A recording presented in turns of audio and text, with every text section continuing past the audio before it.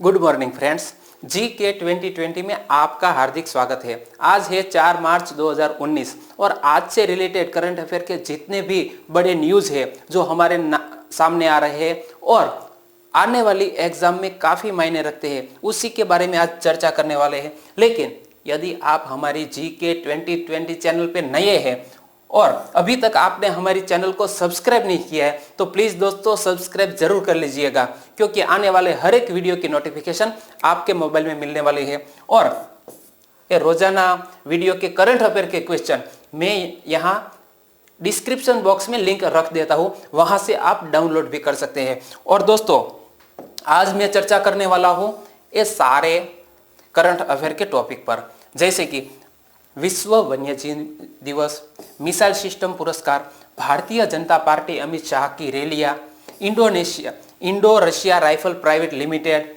मुक्ति नामक गठबंधन अभियान, बाघ अभ्यारण्य जो हाल ही में चर्चा में है, राष्ट्रीय यूनानी चिकित्सा संस्थान, कौशल भवन, प्रयागराज में कुंभ मेला जो आज ही समाप्त होने वाला है और Guinness book of world record में उसका रिकॉर्ड भी दर्ज हुआ है।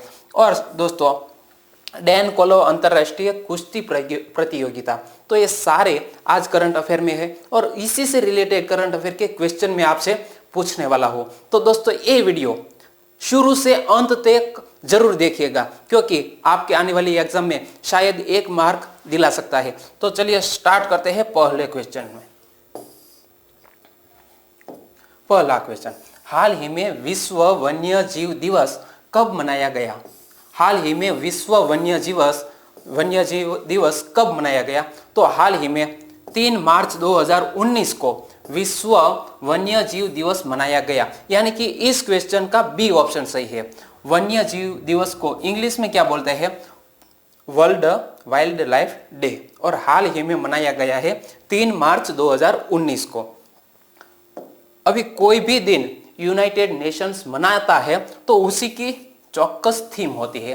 तो इस साल मनाया गया ये विश्व वन्य जीव दिवस का थीम क्या था वो आपको याद रखना है। पानी के नीचे जीवन, लोगों और ग्रह के लिए। तो दोस्तों हाल ही में विश्व वन्य जीव दिवस 2019 में जो मनाया गया 3 मार्च को, उसी की थीम है पानी के नीचे जीवन, लोगों और ग्रह के लिए। ये दोस्तों आपको याद रखना चाहिए।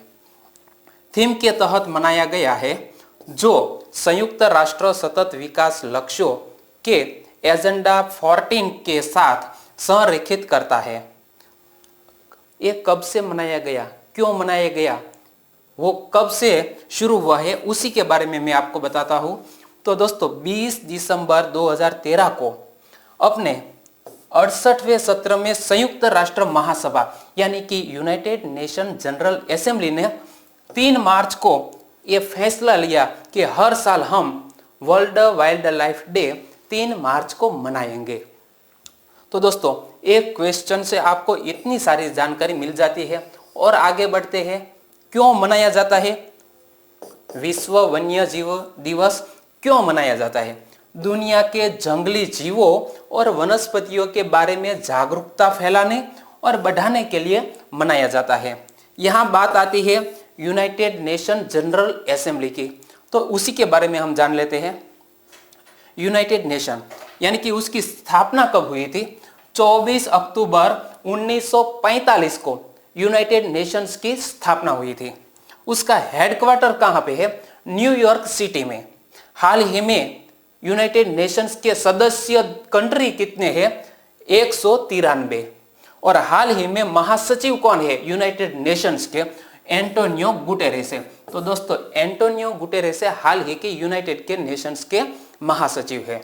दूसरा क्वेश्चन, हाल ही में किस व्यक्ति को प्रतिष्ठित मिसाइल सिस्टम पुरस्कार से नवाजा गया है?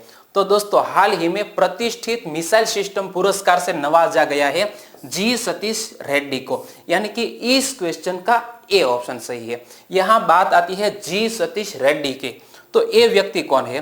तो दोस्तों हमारे DRDO यानी कि the defence research and development organisation, और उसी के चेयरमैन है जी सतीश रेड्डी। तो दोस्तों हाल ही में DRDO के चेयरमैन जी सतीश रेड्डी को हाल ही में नवाजा गया है इस पुरस्कार से। तो आप इमेज में भी देख सकते हैं जी सतीश रेड्डी जो पुरस्कार हाथ में लिए हुए खड़े हैं। यहां बात आती है DRDO की, तो उसकी स्थापना कब हुई थी? उसकी स्थापना हुई थी 1958 में। DRDO का मोटो क्या है? बलस्य मूलम विज्ञानम।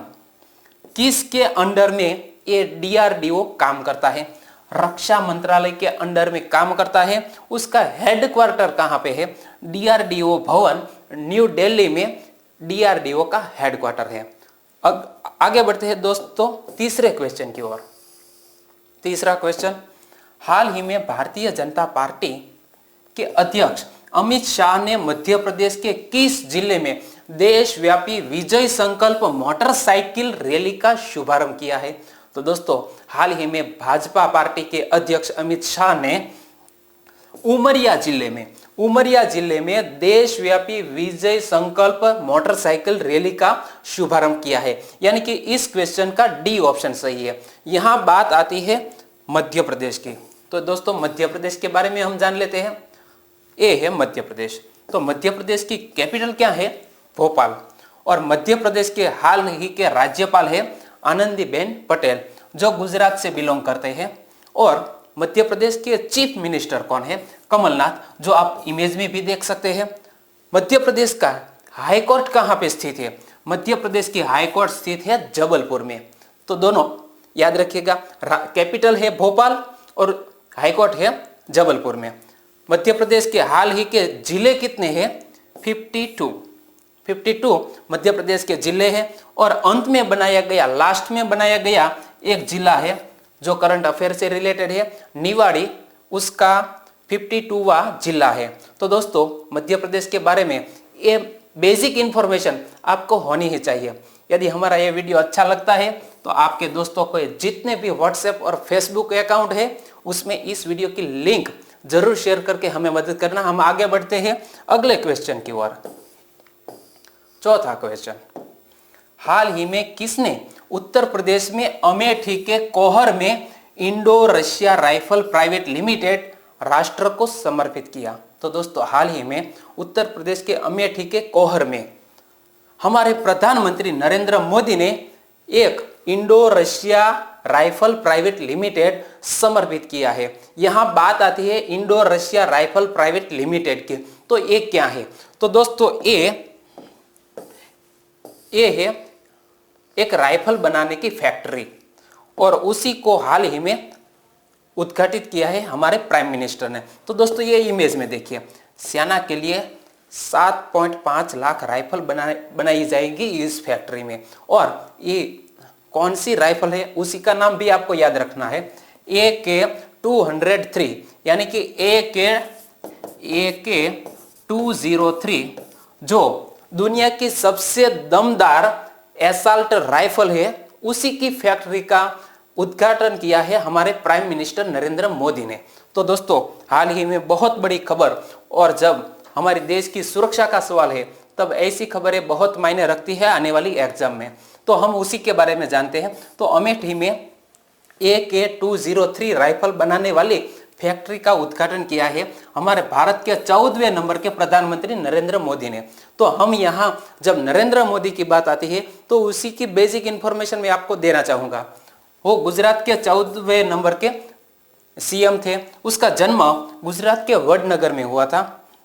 वे भारत के प्रधानमंत्री पद पर आसीन होने वाले स्वतंत्र भारत में जन्मे पहले भारतीय व्यक्ति है। और 2 अक्टूबर 2014 को उसी का एक गोल है कि साफ सफाई को बढ़ावा देने के लिए स्वच्छ भारत अभियान का उसने शुभारंभ किया है। तो ये भी आपको याद रखिएगा क्योंकि नरेंद्र मोदी का ये विजन रहा है स्वच्छ भारत अभियान का।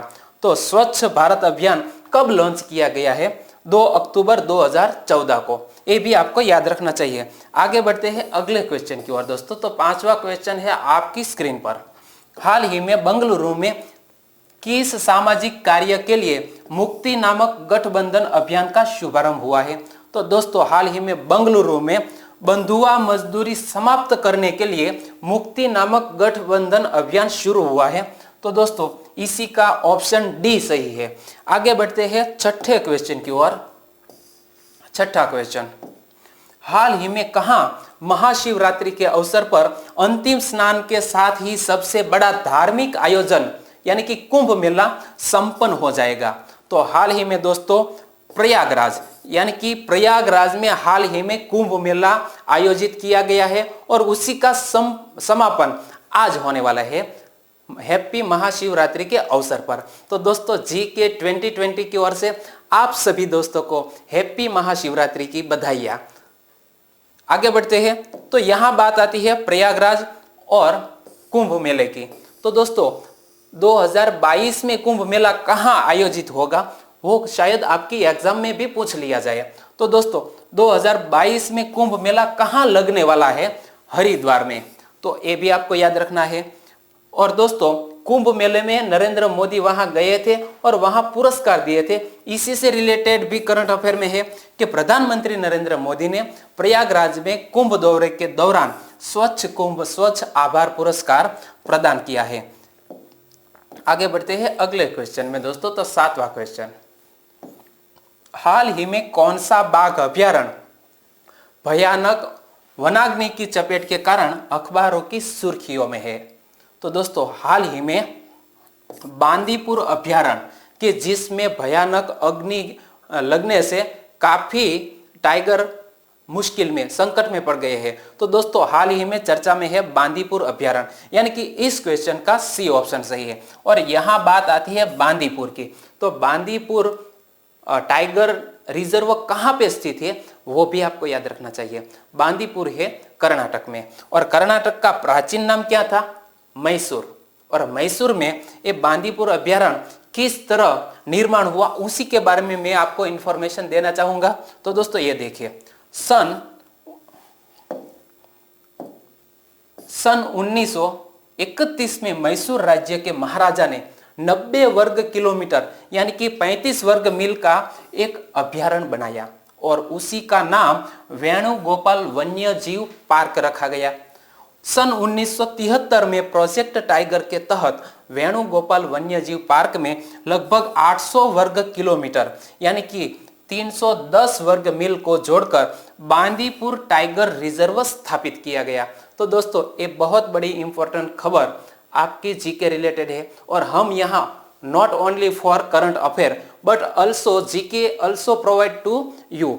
तो दोस्तों हम यहाँ सिर्फ 15 क्वेश्चन ही आपको नहीं बता रहे हैं, 15 क्वेश्चन से रिलेटेड 45 ऐसे GK current affair GK related information भी मैं आपको दे रहा हूं। तो दोस्तों आपके लिए ये जो 20-25 मिनट है वो एग्जाम के लिए बहुत ही फायदेमंद हो सकती है।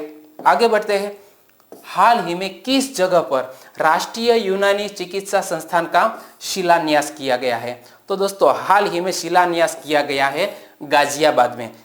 यानी कि इस क्वेश्चन का ए ऑप्शन सही है। और यहां बात आती है राष्ट्रीय यूनानी चिकित्सा संस्थान की।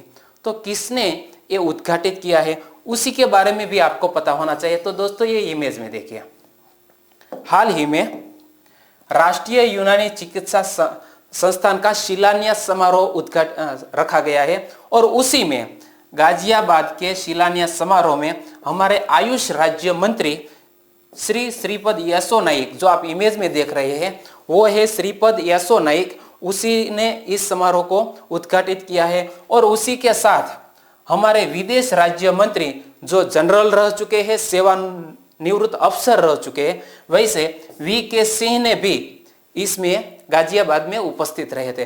तो दोस्तों ये भी आपको याद रखना चाहिए। आगे बढ़ते हैं 9वें क्वेश्चन की ओर। हाल ही में किस मंत्रालय ने अपनी 5 साल की उपलब्धियों के बारे में एक किताब लॉन्च की है? तो दोस्तों हाल ही में रेल मंत्रालय ने अपनी 5 साल की उपलब्धियों के तौर पर एक बुक लॉन्च की है। और दोस्तों ये बुक किसने लॉन्च की है वो भी मैं आपको बताता हूं। तो दोस्तों ये इमेज में देखिए, तो हाल ही में हमारे रेल मिनिस्टर पीयूष गोयल जी ने ये बुक लॉन्च की है। क्यों लॉन्च की है? क्योंकि 5 year achievement of railway and call. तो दोस्तों ये इमेज में भी देख सकते हैं हमारे पीयूष गोयल जी रेल प्रधान, जिसने हाल ही में इस बुक का नाम क्या है? New India of vision. तो दोस्तों न्यू इंडिया विजन नाम से ये बुक लॉन्च की है। आगे बढ़ते हैं अगले क्वेश्चन की ओर। 10वां क्वेश्चन आपकी स्क्रीन पर है। किस गणमान्य व्यक्ति ने 2 मार्च 2019 को नई दिल्ली में कौशल भवन के लिए एक आधारशिला रखी? तो दोस्तों हाल ही में नई दिल्ली में कौशल भवन के लिए आधारशिला रखी है हमारे उपराष्ट्रपति श्री एम वेंकैया नायडू ने। तो दोस्तों इसी का सी ऑप्शन सही है। और यहां बात आती है कौशल भवन की, तो आप इमेज में देखिए, यहां हमारे उपराष्ट्रपति एम वेंकैया नायडू है और उसी ने हाल ही में शिलान्यास समारोह रखा है कौशल भवन न्यू दिल्ली में। तो दोस्तों ये भी देखिए, उपराष्ट्रपति श्री एम वेंकैया नायडू ने 2 मार्च 2019 को नई दिल्ली में कौशल भवन की आधारशिला रखी है। आगे बढ़ते हैं अगले क्वेश्चन की ओर। हाल ही में प्रयागराज कुंभ मेला 2019 को कितने क्षेत्रों में Guinness book of world record में रखा गया है? तो दोस्तों हाल ही में प्रयागराज कुंभ मेला 2019 संपन्न होने जा रहा है और तभी गिनीज वर्ल्ड रिकॉर्ड में उसी का रिकॉर्ड दर्ज हुआ है। तो इसमें कितने क्षेत्रों को शामिल किया गया है? यानी कि प्रयागराज कुंभ मेले को 3 क्षेत्रों में गिनीज वर्ल्ड रिकॉर्ड बनाया है, यानी कि इस क्वेश्चन का बी ऑप्शन सही है। और यहां बात आती है 3 गिनीज वर्ल्ड रिकॉर्ड की, तो उसी के बारे में मैं आपको बताता हूं। ये देखिए, 3 क्षेत्रों में गिनीज बुक में वर्ल्ड रिकॉर्ड दर्ज हुआ है। तो इसमें सबसे बड़ी यातायात और भीड़ प्रबंधन योजना एक, दूसरा पेंट माई सिटी योजना के तहत सार्वजनिक स्थलों पर सबसे बड़ी पेंटिंग, वो दूसरी बात, और तीसरी बात सबसे बड़ा स्वच्छता और अपशिष्ट निपटान तंत्र, और ये तीसरा। तो दोस्तों इन तीनों सब्जेक्ट में Guinness book of world record दर्ज किया है हमारे कुंभ मेले 2019 में। यहाँ आप इमेज भी देख सकते हैं official Guinness book of world record की। आगे बढ़ते हैं अगले क्वेश्चन की ओर दोस्तों। तो 12वां क्वेश्चन, हाल ही में कहां दिव्यांग खेलों के लिए एक केंद्र स्थापित करने की केंद्र सरकार ने मंजूरी दे दी है? तो दोस्तों दिव्यांग व्यक्तियों के लिए दिव्यांग खेलों के आयोजन के लिए हाल ही में ग्वालियर में एक केंद्र स्थापित करने की केंद्र सरकार ने मंजूरी दे दी है। तो इसी का ए ऑप्शन सही है। यहां बात आती है ग्वालियर के स्पोर्ट्स सेंटर की। तो दोस्तों सोसाइटी पंजीकरण अधिनियम 1860 के तहत पंजीकृत किया जाएगा जो दिव्यांग खेल केंद्र ग्वालियर के नाम से काम करेगा। परियोजना 1 अप्रैल 2019 को शुरू होगी और 2 साल यानी कि 31 मार्च 2021 तक उसे पूरा करने की संभावना है। और ये दिव्यांग खेल केंद्र जो बनने वाला है उसी में रोजाना 140 लोगों को वहां रोजगारी भी मिलने वाली है। आगे बढ़ते हैं अगले क्वेश्चन की ओर। तो 13वां क्वेश्चन आपकी स्क्रीन पर, हाल ही में किस देश के दक्षिणी प्रांत कांधार में अचानक आई बाढ़ से कम 20 लोगों की मौत हो गई और कम से कम 10 लोग लापता हो गए? तो दोस्तों हाल ही में ये प्रांत है दक्षिणी प्रांत कांधार, वो कहां पे स्थित है? अफगानिस्तान में। यानी कि इस क्वेश्चन का डी ऑप्शन सही है। और हाल ही में अफगानिस्तान में इस प्रांत में आई बाढ़ की वजह से 20 लोगों की मौत हो गई और 10 से अधिक लोग लापता हो गए हैं। यहां बात आती है अफगानिस्तान की। तो दोस्तों ये मैप में देखिए, ये है अफगानिस्तान और अफगानिस्तान की कैपिटल क्या है? काबुल। और अफगानिस्तान है वो यहाँ भारत की बॉर्डर और पाकिस्तान की बॉर्डर से सटा हुआ देश है। तो दोस्तों जब भारत और अफगानिस्तान के बीच जो ये रेखा है उसी का एक नाम है जो अक्सर एग्जाम में पूछ लिया जाता है, उसी का नाम है डुरंड रेखा।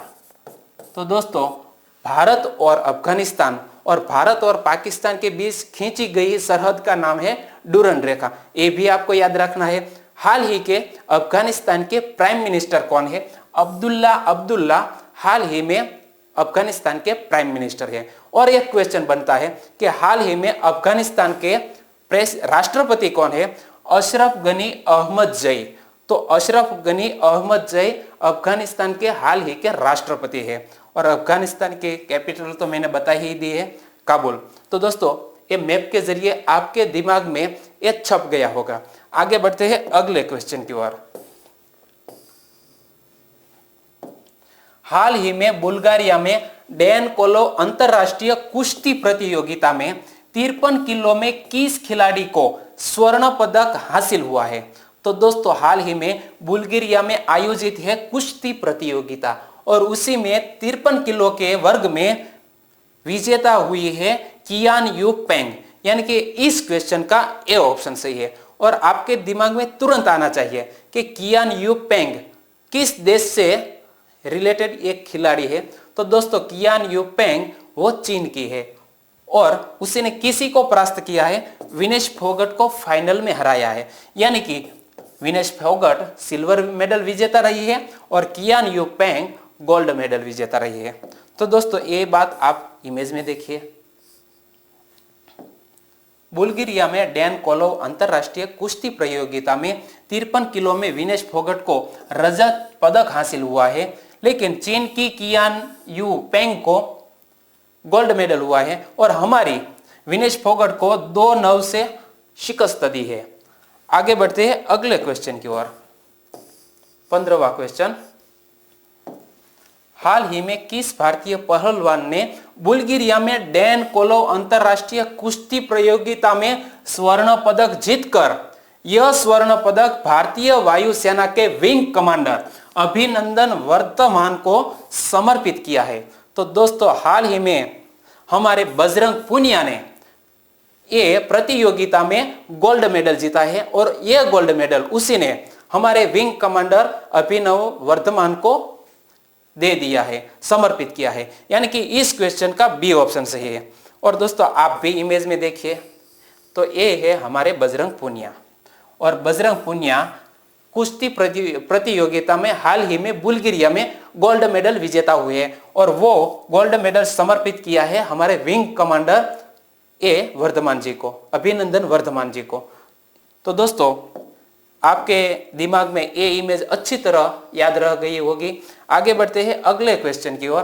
तो हाल ही में किसने अपनी स्थापना के 50 वर्ष पूरा होने के उपलक्ष्य में सिंगल लाइन बाइसिकल परेड निकालकर गिनीज वर्ल्ड रिकॉर्ड अपने नाम दर्ज किया है? तो दोस्तों हाल ही में CISF ने सिंगल लाइन बाइसिकल परेड निकालकर Guinness book of world record में अपना नाम दर्ज कराया है। यानी कि इस क्वेश्चन का सी ऑप्शन सही है। और यहां बात आती है CISF की, तो उसी के बारे में हम जानते हैं। तो दोस्तों ये इमेज में देखिए, हाल ही में इस सिंगल लाइन बाइसिकल की लंबी कतार थी, कितनी लंबी थी वो भी मैं आपको बताता हूं। तो यह रिकॉर्ड नोएडा के एक्सप्रेस पर बनाया गया, जहां 3 किलोमीटर तक एक ही कतार में 1327 बाइसिकल बिना रुके चलाई गई और उसी के तहत रिकॉर्ड दर्ज हुआ है गिनीज बुक में। यहां बात आती है CISF की, तो उसकी स्थापना कब हुई थी? 10 मार्च 1969 में उसकी स्थापना हुई थी। उसी का हेडक्वार्टर कहां पे है? दिल्ली में। और CISF का ध्येय वाक्य क्या है वो भी याद रखिए, संरक्षण एवं सुरक्षा, उसी का मोटो है। और दोस्तों कल के वीडियो का question, Bharat Ratna Atal Bihari Vajpayee international cricket stadium किस शहर में स्थित है? तो दोस्तों लखनऊ में स्थित है Atal Bihari Vajpayee international cricket stadium. तो इसी का सी ऑप्शन सही है और लगभग सभी दोस्तों ने इसका सही आंसर दिया है। आपको खूब खूब बधाई। और आज के वीडियो का क्वेश्चन आपके लिए और उसी का आंसर आपको मुझे कमेंट बॉक्स में लिखकर बताना है। तो आज का क्वेश्चन, प्रधानमंत्री नरेंद्र मोदी ने 2019-20 को कौन सा वर्ष घोषित किया है? आपके नजर के सामने ये 4 ऑप्शन है और उसी का सही आंसर मुझे कमेंट बॉक्स में लिखकर बताना है। और दोस्तों हमारा ये वीडियो आपको अच्छा लगा है तो दोस्तों लाइक करना मत भूलिएगा और आप हमारे चैनल पे नए हैं तो सब्सक्राइब जरूर कर लीजिएगा। कल मिलेंगे एक नए करंट अफेयर के साथ। तब तक के लिए जय हिंद।